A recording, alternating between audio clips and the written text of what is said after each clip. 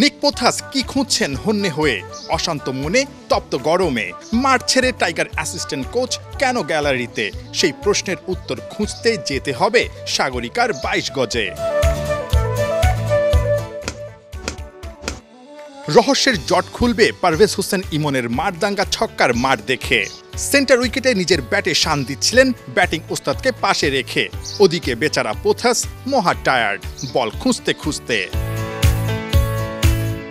পারভেজ ইমন, তানজিদ তামিম আর সৌম্য সরকার জিম্বাবুয়ের বিপক্ষে আলাদা আলাদা চ্যালেঞ্জের সামনে ৩ টাইগার ওপেনার। সৌম্য প্রথম ৩ টি-২০ মিস করবেন ইনজুরির কারণে। দলে না থাকলেও দলের সাথে থেকেই নেমে পড়েছেন দলে ফেরার চ্যালেঞ্জে। বিশ্বকাপে এই ওপেনার মাস্টার মাইন্ড হাথুরুর মাস্টার প্ল্যানে। সৌম্য নেই সেই সুযোগটা কাজে লাগাতে হবে। চেষ্টার অন্ত নেই পারভেজ হোসেন ইমনের।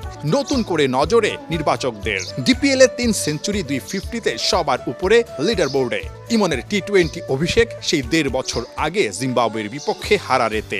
আবারও সেই জিম্বাবুয়ের বিপক্ষেই নামার অপেক্ষায় চট্টগ্রামে। কিন্তু প্রশ্ন হচ্ছে, লম্বা ব্রেকের পর তার ফেরা হবে নাকি না খেলেই আবারও বাদ পড়তে হবে? ব্যাটিং ওস্তাদ ডেভিড হ্যাম্প মহা সিরিয়াস এই ওপেনারকে নিয়ে।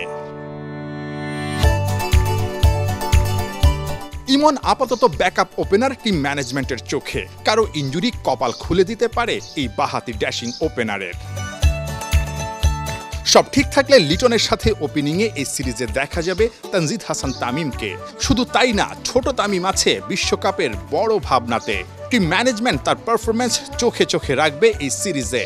সবশেষ বিপিএলে টপ রান গেটারদের তালিকায় ৪ নম্বরে থেকেও শ্রীলঙ্কার বিপক্ষে সিরিজে খেলা হয়নি আগে ভাগে নির্বাচকদের অদ্ভুত এক দল ঘোষণার কারণে। টি-২০ অভিষেক সিরিজটা রাঙাতে পারলেই টিকিট মিলবে ইউএসএ ওয়েস্ট ইন্ডিজ বিশ্বকাপের। সব মিলে ওপেনিংয়ে ৩ নাম সৌম্য, তানজিদ তামিম আর পারভেজ ইমনের দিকে আলাদা আলাদা নজর থাকবে এই সিরিজে। চ্যালেঞ্জটা কম না অটো চয়েস ওপেনার লিটন দাসের জন্যে।